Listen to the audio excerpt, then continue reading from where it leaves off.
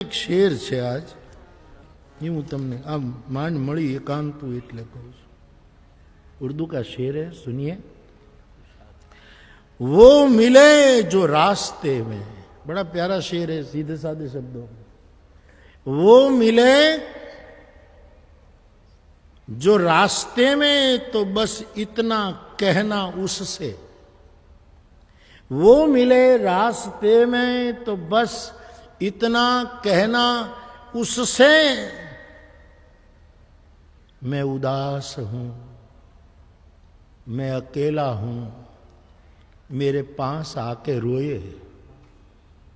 मैं उदास हूं, मैं अकेला हूं, रास्ते में मिले तो उसको कहना मेरे पास आकर रोए, ताकि मुझे तसे। गोपी क्या कहती होगी, क्या कहती होगी? यही तो भाव होगा। ब्रजवासी क्या कहता होगा कि मैं उदास हूं, मैं अकेला हूं। उद्धव ने जब कहा कि कृष्णनी थाळीमां मथुरामां मां देवकी બધું જ ભોજન પીરસે છે, પણ કૃષ્ણ જમી લે છે, પરંતુ એક દિવસ દેવકીએ કૃષ્ણની થાળી પીરસી અને માધવને કહ્યું કે ગોપાલ તું જમી લે, મથુરાની હવેલી છે, 56 ભોગ કાંઈ નથી ત્યાં, એવો વૈભવ છે અને બધું જ સોનાની થાળીમાં પીરસેલું છે। અને દેવકી કંઈક બીજી ચીજ લેવા ગયા અને કથા એમ કહે છે કે એ વખતે કૃષ્ણની આંખમાં આંસુ આવ્યા। ભોજનની થાળીમાં આંસુ પડ્યા। માં દેવકી આવી અને પૂછે છે તો પ્રભુએ થાળીને થોડી ધકેલી, આમ કીધું કે નહીં માં, લઈ લે થાળી।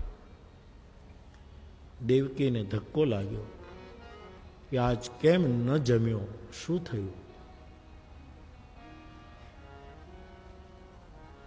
એ વખતે ઉદ્ધવનો આવું થાય છે।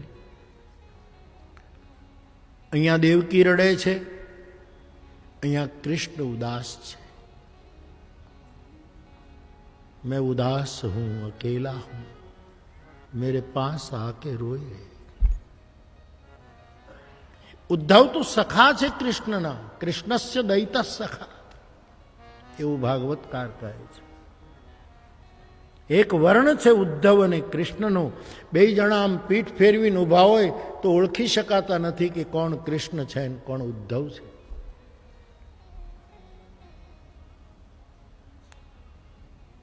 मां देवकी ने रड़ता जोई उद्धव पूछे छे मां केम रड़े छे? कि कई नहीं उद्धव, कृष्ण मारो पीरसेलो थाळ क्यारे आम धकेलतो तो नथी, पण आजे खबर नहीं ए जेम्यो नथी।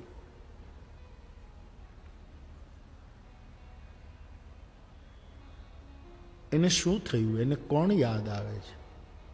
मैं घणी वखत जोयुं छे उद्धव ए खबर नथी पड़वा देतो, पण मथुरानी हवेलीमां એ એકલો બેઠો છે ત્યારે એ મથુરામાં નથી હોતો, હું માં છું, એને કોઈ યાદ આવે છે।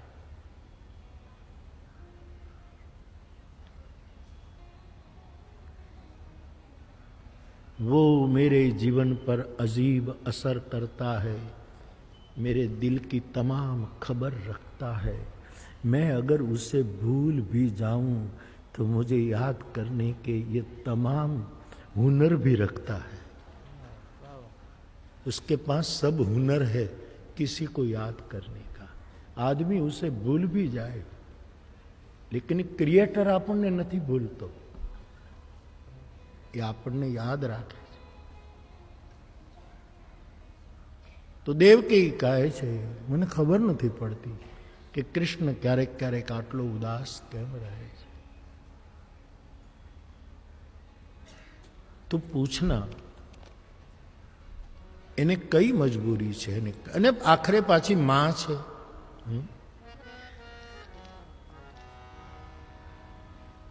અને અને મિત્ર હોવાને નાતે, કૃષ્ણના સખા હોવાને, મિત્ર તો મિત્રને દબાવથી પણ પૂછી શકે, કહી શકે. એટલે ઉદ્ધવ કૃષ્ણને પૂછે છે કે ગોપાલ, આપને ખાયા નહીં આજ કેમ ન જમ્યો? તો ભૂખ ન હોય તો માને કહી દેવાય કે માં હું થોડા સમય પછી જમીશ. પણ આ રીતે થાળીને થોડું પહેલું કરવું, ખબર છે દેવકીને કેટલો ધક્કો લાગ્યો છે? ત્યારે કૃષ્ણએ કહ્યું, ઉદ્ધવ, એને તો ધક્કો લાગ્યો જ હશે, મને ખબર છે. હું ક્ષમા માંગુ છું, પણ ઉદ્ધવ, હું તને વચન આપું છું કે હવે પછી દેવકીની પીરસેલી થાળી હું કોઈ દિવસ નહીં ઠુકરાવું. પણ મારી એક વાત દેવકીને પણ માનવી પડશે. શું? તું એને કહી દે કે મારી થાળી પીરસે ને એમાં ગોરસ ન પીરસે. કેમ? કે ગોરસ જોઉં છું એટલે મને ગોકુળ યાદ આવે છે. ગોરસ જોઉં છું એટલે મને યશોદા યાદ આવે છે. ગોરસ જોઉં છું એટલે યમુનાને કિનારે તે દિવસે મને વળાવીને પાછા ફરેલા નંદના ડુસકા યાદ આવે છે.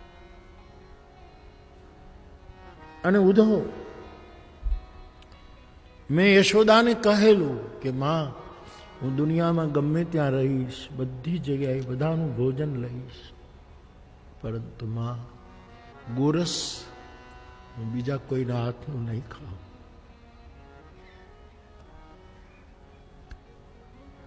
તું કહી દે દેવકીને મને ગોરસ ન પીરસે, મને વ્રજની યાદ ન અપાવે. હું ક્યાંક મારું અવતાર કાર્ય ચૂકી જઈશ. મારી પાસે આખું ધર્મ કાર્યનું મોટું અભિયાન છે. હું આવ્યો છું ધર્મ સંસ્થાપનાર્થાય, અને આવું ચૂકી ન જાઉં. મને વ્રજની યાદ ન આવવી જોઈએ. मैं अकेला हूं, उदास हूं, मेरे पास आके रोए. बाप એવું એક એકાંત.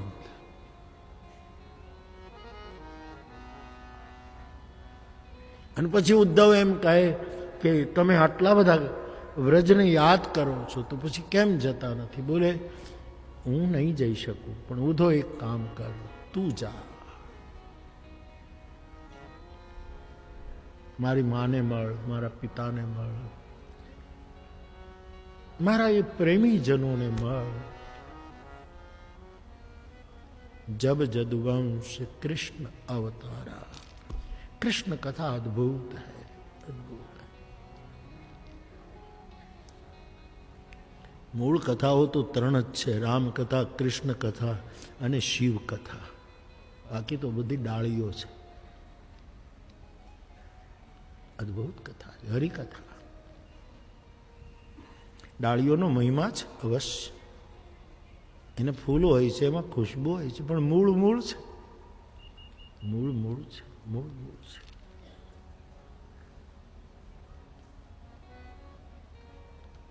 मैं उदास हूं, मैं अकेला हूं, मेरे पास आके रोए.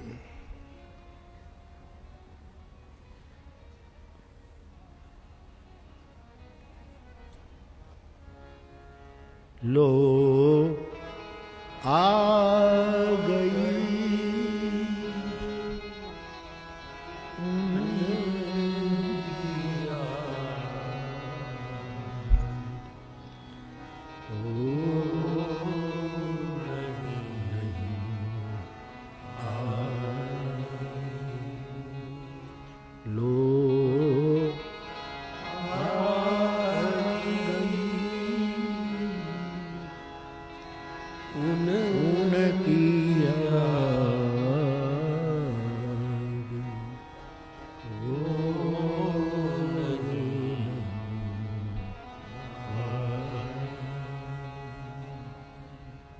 એની સ્મૃતિ, એની યાદ, એ એવું એક મહત્વનું એકાંત કે આપણને એમ લાગે કે એના સિવાય બીજા કોઈ સાથે વાત થતી નથી.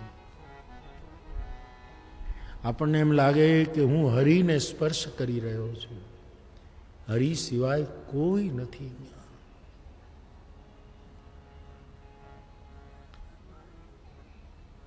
ભક્તિ એટલે શું? બંદગી એટલે શું? બંદગી એટલે આ રીતે થયેલું પરમનું સ્મરણ.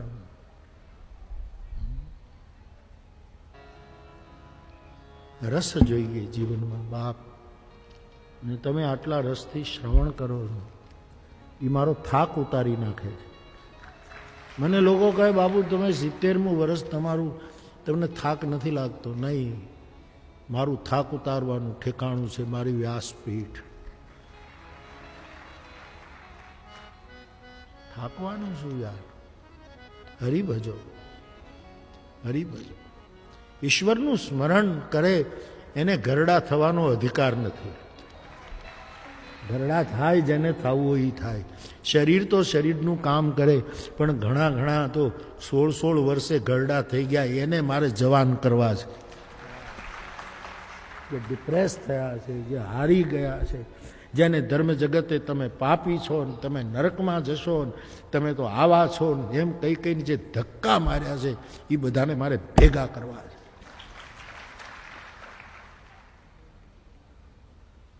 એટલે હું ફરી વખત મારું સૂત્ર દોહરાવું, મારું કામ કોઈને સુધારવાનું છે જ નહીં. મારું કામ બધાનો સ્વીકાર કરવાનો છે. તમે આવો બસ.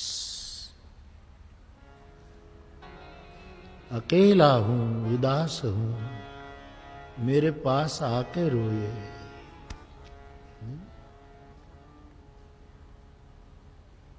ઉદો, હું કોઈ દિવસ દેવકીની થાળીને ઠુકરાવીશ નહીં, પણ ગોરસ ન પીરસે. તું જા વ્રજ. ઘણી વખત આ વાતો તમારી પાસે કરી છે, પણ કહેવાનું મન થાય છે. ઉદ્ધવ વ્રજ જાય, ગોપીઓને મળે, પછી પૂછે ઉદ્ધવ કે ગોપીજન, આ ગોકુળમાં, વ્રજમાં, વૃંદાવનમાં વરસાદ પડ્યો કે નહીં? તો પછી આ બજારમાં, શેરીમાં આ બધું પાણીનો પ્રવાહ કેમ વહે છે? આ પાણી શેનું છે? ત્યારે વ્રજવનિતાઓ એમ કહે ઉદ્ધવને કે આ ચોમાસાના વરસાદનું પાણી નથી. આ જમુના ઉભરાણી હોય અને પછી રેલી હોય અને વૃંદાવનની ગલીઓમાં આવીને વહેતી હોય એવું નથી. તો આ અમારા ગરીબ ગ્રામવાસી બ્રજવાસીઓના ઘરમાં અમે કંઈ કપડાં ધોયા, વાસણો સાફ કર્યા અને ઘર વપરાશનું પાણી અમે શેરીમાં ઢોળી નાખ્યું, એનું પણ આ પાણી નથી. તો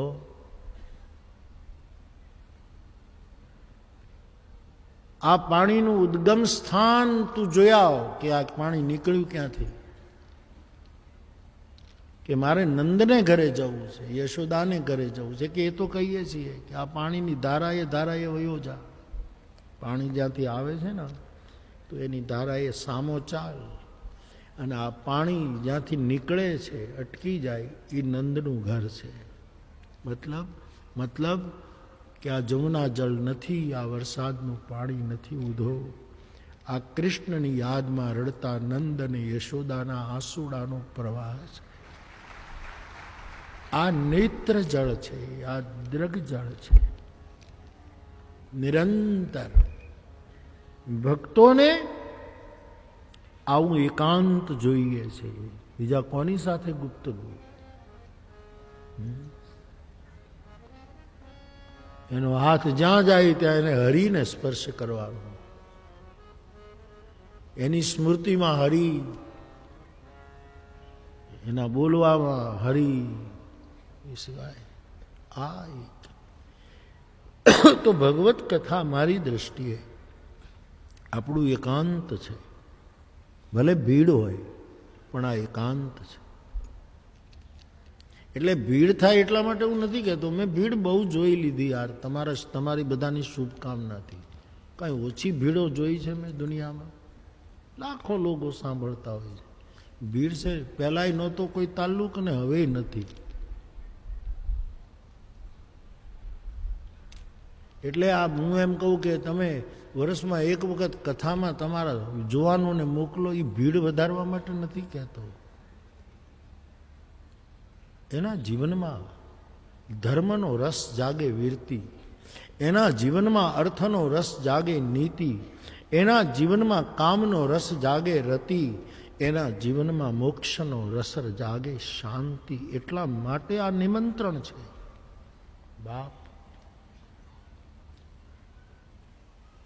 मैं उदास हूं, मैं अकेला हूं, मेरे पास आके रोए, उधो तू जा वृंदावन. તો બાપ, કથા જેવું એકાંત ક્યાં છે? આ એકાંત છે. એટલા માટે મારી વાત છે, જુવાનો એક વખત કોઈ પણ, હું કંઈ મારી જ કથાનું ના કહું એવું નહીં, તમારું જ્યાં મન હોય ત્યાં, પણ તમે વર્ષમાં એકાદ ભગવત કથા સાંભળો. બસ એને એનું એકાંત ગોતતા આવડી જશે.